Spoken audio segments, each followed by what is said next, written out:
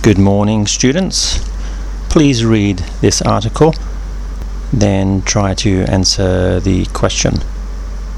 This article is discussing a very important issue in the modern world: unemployment, and particularly unemployment for young people. I'm only going to give you one question, essay style, so try to understand the article and all the vocabulary, then try to speak out aloud your answer. So here is a question. This article talks about the problem of unemployment in the modern world. Can you describe some of the causes of this high unemployment, and also some of the suggested solutions, and what your own opinion is? So pause the audio now before you listen to my answer. This article discusses unemployment, particularly amongst young people. It mentions that since 2007, unemployment amongst young people has increased by around 30%. The main causes behind this are an economic slowdown, which has been going on since the financial crisis in 2008. Another indirect cause of the high unemployment is that young people often don't have the skills which employers require. So let's look at some of the suggested solutions to this problem. The first and most obvious solution is to try to stimulate economies. For example, government spending would fund new projects which could raise the employment rate.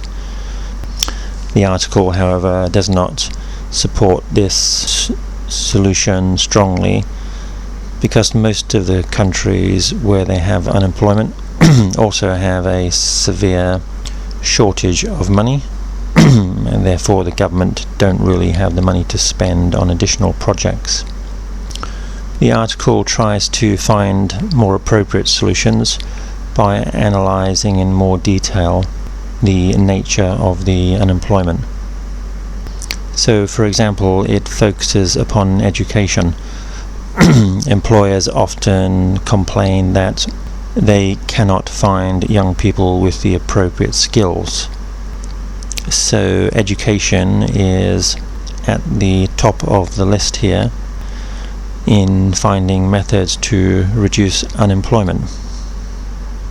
In particular, the article suggests there should be more science and technology orientated education, perhaps following the German vocational schooling system, where from an early age, maybe during high school, students are already beginning to be trained in the skills which they may require for their job. The second main area which the article discusses in regard to finding solutions for this problem are to deregulate labour markets. What this means is making it easier for employers to both hire and fire employees, and giving employers much more freedom over what income they pay to their employees, what hours they work, and the ease with which a small business can get a license to operate.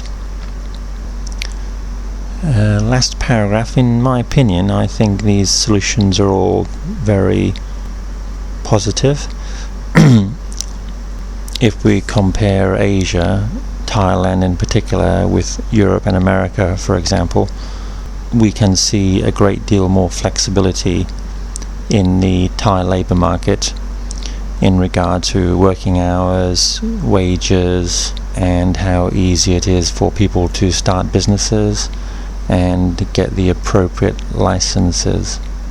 However, we can also see that in some Asian countries there is a great deal of abuse of workers. For example, we have recently heard of the building collapse in Bangladesh where over 300 people were killed, and the owner of that business is now on the run from the police.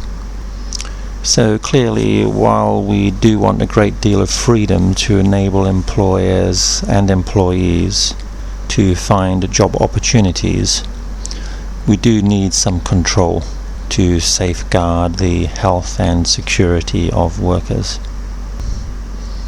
Recently, the Thai government has increased the minimum wage in Thailand to 300 baht per day. And some people think this is positive insofar as it raises the standard of living for the labouring classes. On the other hand, it does put financial pressure on businesses. We need to achieve a balance between employee protection and freedom and flexibility. Thank you for listening, students. If you have any questions about this article, please raise them at your next class. Bye bye.